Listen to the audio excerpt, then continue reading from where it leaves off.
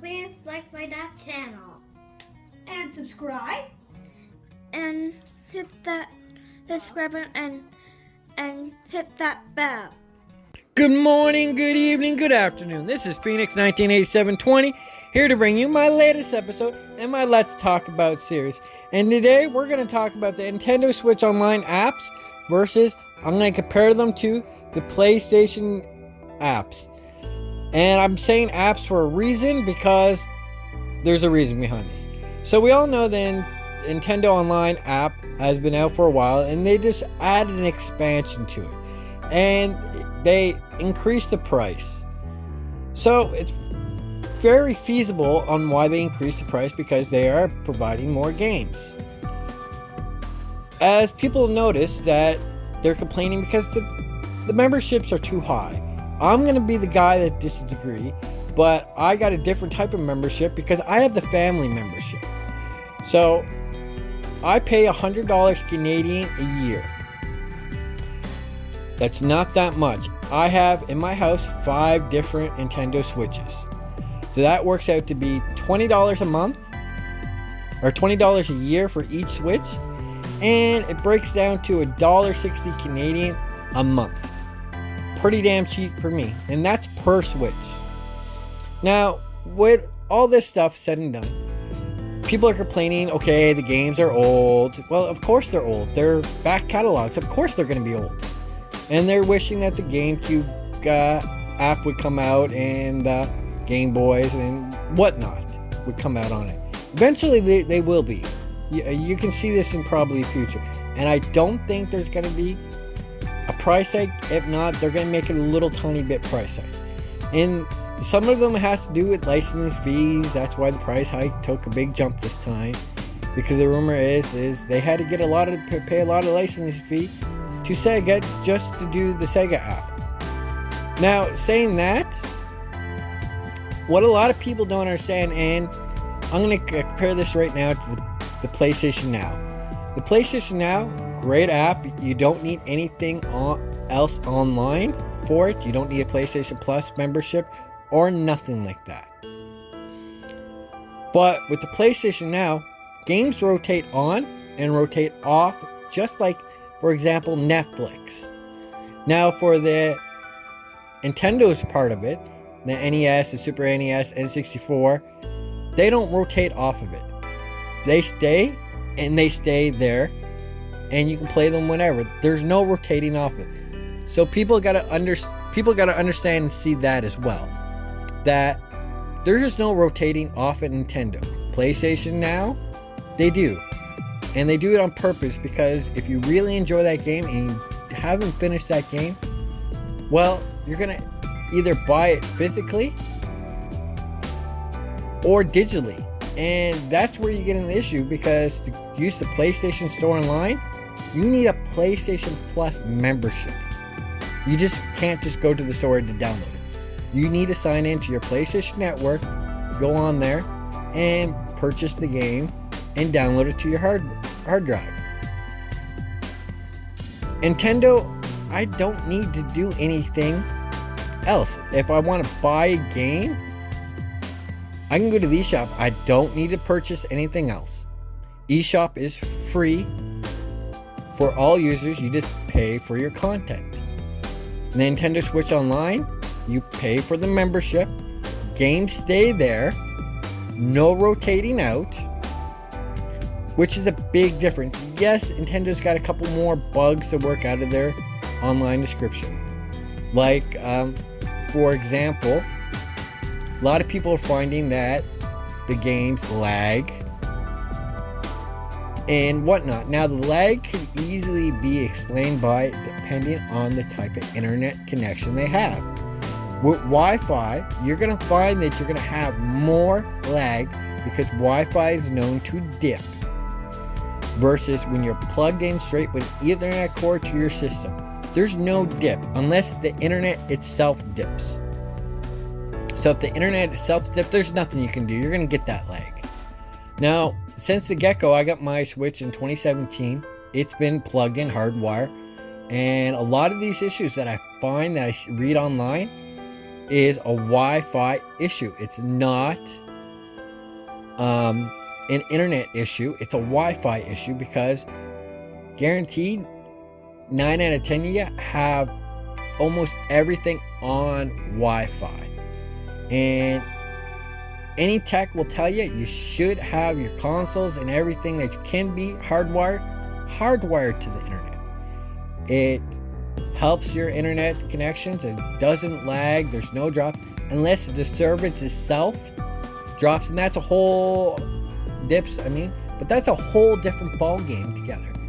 Now with the PlayStation Now, like I said, they rotate in and out. They got a bigger selection of games, but it's also been out for a lot longer.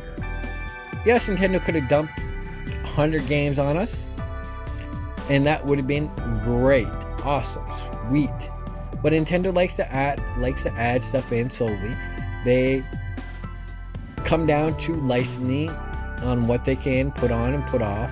In some games, they don't like to put all their first party games right out there, because if they do, then people don't tend to continue with the memberships. And that's the same with PlayStation. They're not going to drop all their first party games on the PlayStation Now just so they can rotate in. They will reach out to other developers out there if they can put their games on X, Y, and Z, and they have to pay for a little bit. So let's say their licensing fee is $100 to put that on the Switch. Now, what that comes out of it is your membership.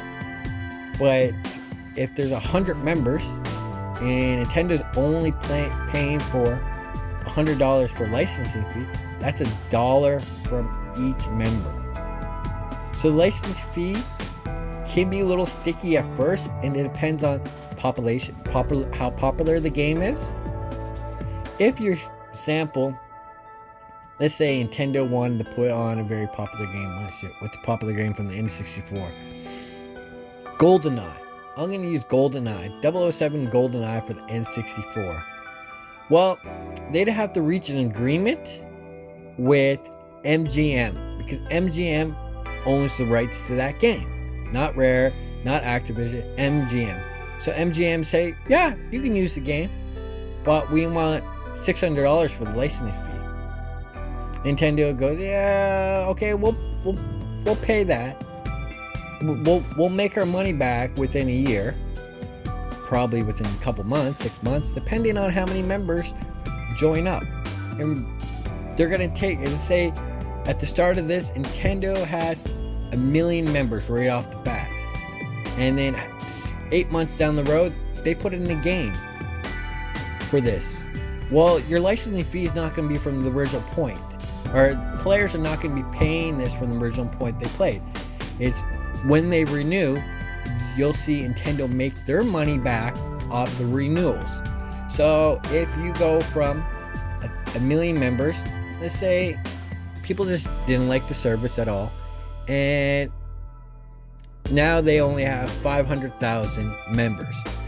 Well, it means less revenue for Nintendo because they're trying to pay for those licensing fees. And those licensing fees can be really, really cheap depending on the type of game to extremely expensive. And that goes vice versa with the PlayStation Now.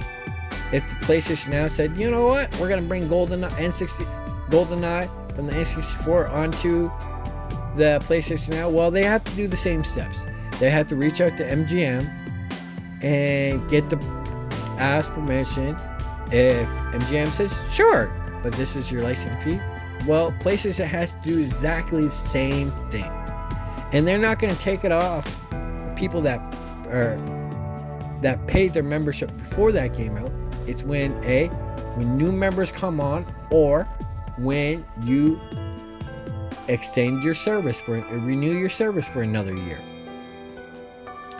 So it's a business format that a lot of people don't understand. They say, what? My membership's doubling? Oh my God. We're only getting 11 N64 games? Oh my God. But we don't want that. I don't want to pay more.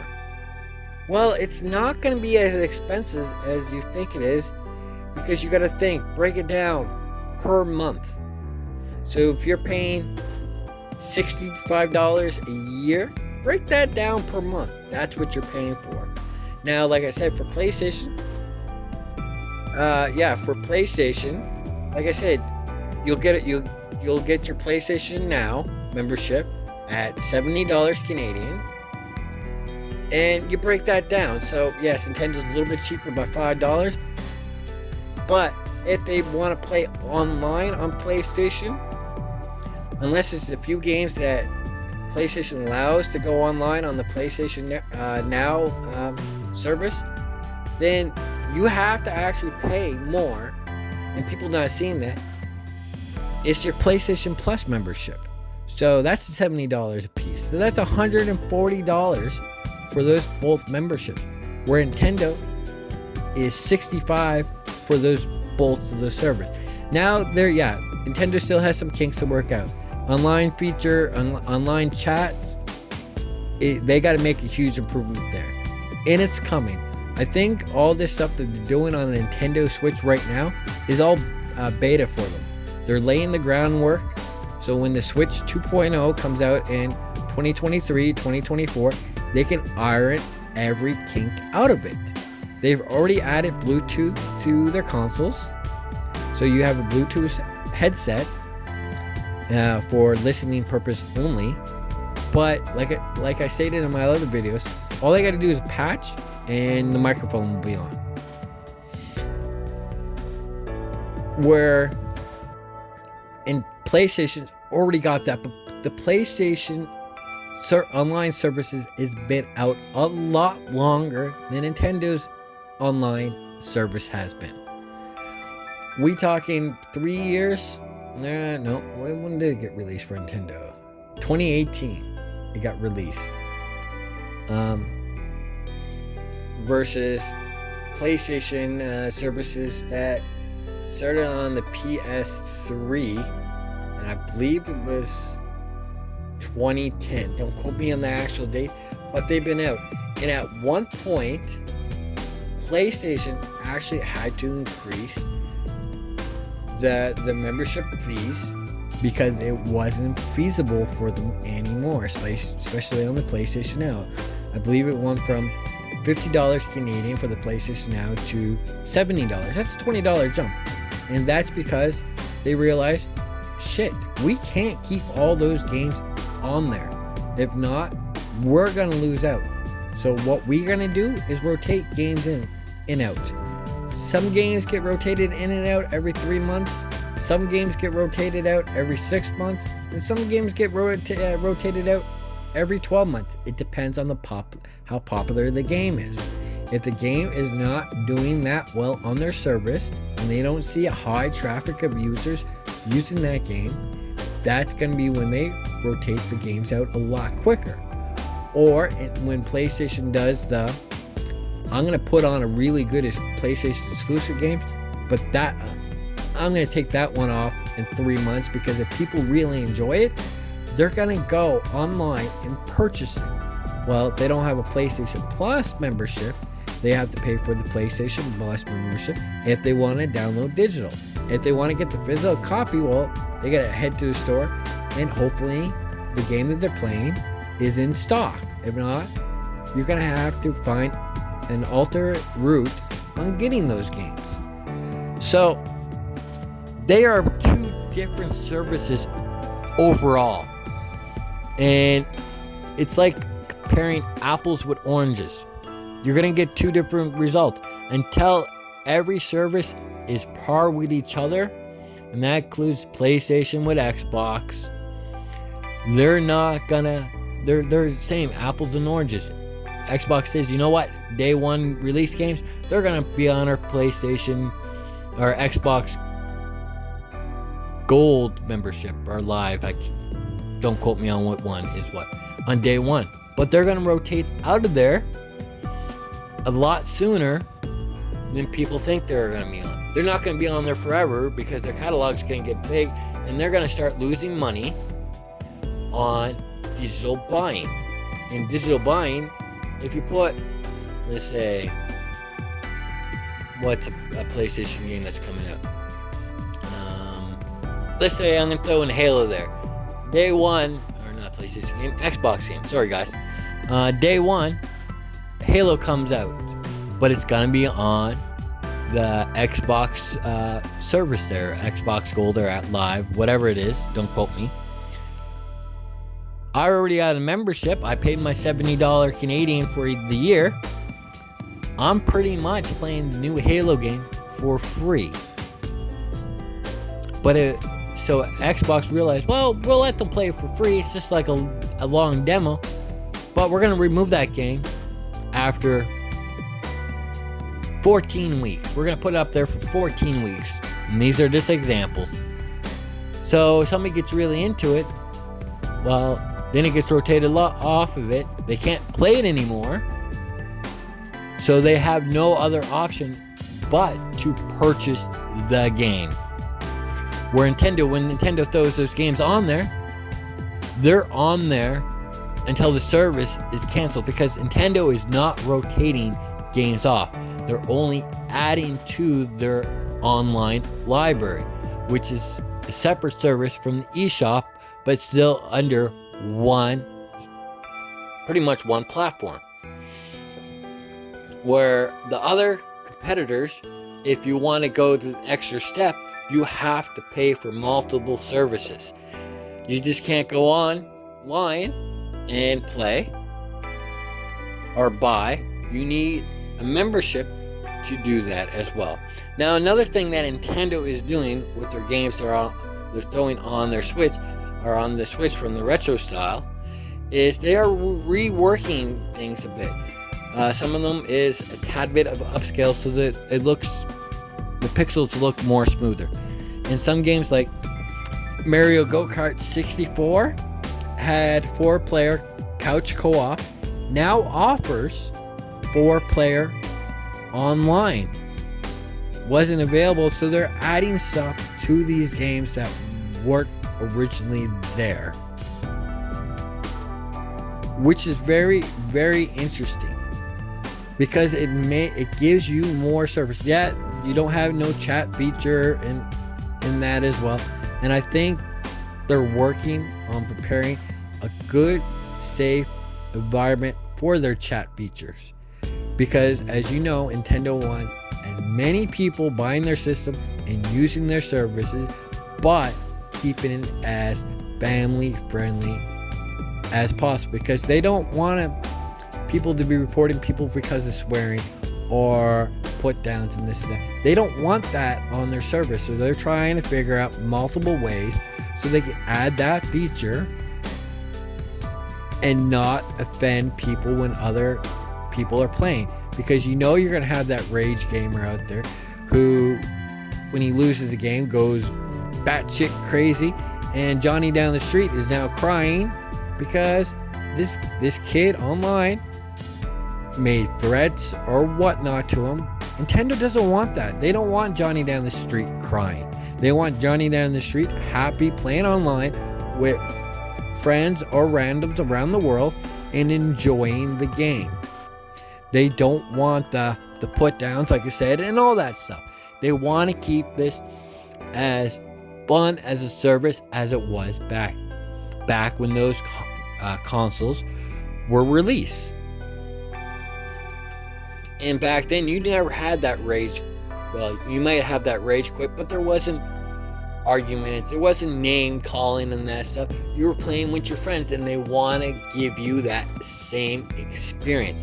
So they're trying to work out a system so they can give you that same experience,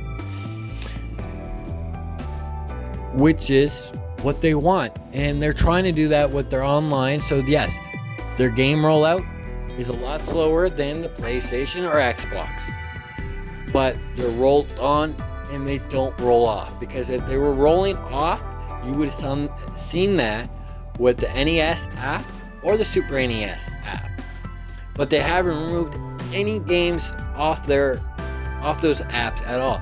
They continue to slowly add those new games to those platforms. And like they said, even with the N64 and Sega app that just came out, they will continue to roll out games on the other respectable apps. So instead of releasing 4 games, one of them being on the NES, 3 of them being on the Super NES, you might see 1 game for the NES, 1 game for the Super NES, 1 game for Sega, 1 game for the N64. But those games will stay there, and they won't be rotated out. So it all depends on how you look at the service. Yes, the service is not quite where us gamers want it, because we are missing little features. And now they came out with a Nintendo Switch OLED model, which the dock itself is better, and you can directly plug in your Ethernet cord to the back of the dock. Now, the current docks have that option, but you need to have either the Wii U adapter for it or the Wii adapter made by Nintendo. Work perfectly fine. I can't speak on third-party adapters there because I've always used the Nintendo adapter. And you can plug it in your Ethernet cord into that USB adapter, which will plug into one of the many USB ports on the dock. And your connection will be as good as your internet service is provided. So if you have shit-ass internet service, or you're gonna have shit-ass connections. If you have really good internet service, you're gonna have really good internet connection. Now, if you want to run all Wi-Fi for everything, you have to face the consequences of running everything Wi-Fi, because guaranteed your router itself will have your Wii on that, probably a streaming service of something, unless you can port it right to your TV. But again, then your TV is using up a Wi-Fi service. Your cell phone is using up a Wi-Fi service. If you have a computer, it's using a Wi-Fi service. If you're using a secondary console, or you have the other respectable consoles, you're using a Wi-Fi service unless you directly plug in an Ethernet cable to as many devices as you can, so it relieves the tension on your Wi-Fi. And with doing that, makes awesome connection speeds. Now, like I said, it all depends on how you look at the service. If you wanted the Nintendo Switch Online service to be just as perfect as the PlayStation or Xbox is, wasn't going to happen. Nintendo's got to face their own hiccups. They can't go, I'm going to copy their exact service, because they can't, because of copyright. So Nintendo has to, okay, we're going to look at we see their template, we're going to change this, we're going to change that. That's going to be our service. But we're going to work on those services over the next 8 years to make sure that by the time the Switch 2.0 comes out, either late 2023 or early 2024, because we want all those services to run smoothly when that new console comes out, the new next-gen console. There's a lot of things that are being leaked right now and being discovered about the new Nintendo Switch OLED docks. And I'm not talking about the system itself, but the docks and everything. There's breadcrumbs Nintendo's leaving. We got to pay attention to that, because we will see things that are more different than we think it is. And if people complain the price is too high, try having the membership for the other ones and what it's going to cost for both of those memberships. Your PlayStation Plus, your PlayStation Now. 2 services, $140 Canadian. one service on the Nintendo Switch that does both of them lack, but it does both of those servers, but does lack full features of those servers. $65 a year. That's not bad. That's not bad. Like I say, I pay $100 for the family. And the family pass, the family membership, is your better service. And I'm not gonna lie about that. Like Nintendo says, you can get between 2 to 8 consoles. So if you have a bunch of friends, get the family thing. Set it up so each member is using that one service. Yes, Nintendo will realize, shit, everybody's switching to Family Pass. Okay, that's fine. But they offer that. They offer between 2 to 8 consoles on those Family Pass. So you have a cousin across the country and another cousin across a different country or a different part of the world. You get a hold of them and say, yo, you guys want to go split some of this? It's going to save us money. It's going to be cheaper. We're paying I'm paying $100 Canadian, so, and we'll just divide that and then flip the currency to the proper areas. If it's America, Mexico, China, Japan, whatever the currency rate is going. But like I said, I pay $100 a year for the Nintendo Switch Online family membership. I got 5 consoles. That's $20 a year per console. That's $1.60 a month per console. That's pocket change. $1.60 a month? That's pocket change. $20 a year? That, for me, that's 1 pack of cigarettes. I can afford to skip out on a pack of cigarettes just so I can pay my portion of my membership. It's that simple, depending on how you break down stuff. Now, I want to know what your thoughts are, because I've been watching a lot of YouTube creators talk about this topic, and they're only talking about it from a certain point of view. They're not opening their eyes to see the whole horizon. And people are complaining that there is like, look at how your setup is set up. Are you running a bunch of wireless stuff? Are you running a bunch of stuff hardwired and a few stuff wireless? That will make the whole difference. And this is where me and RGT85 we're gonna have to agree. I'm a big fan of his stuff, but I'm gonna have to agree with him on his point of view.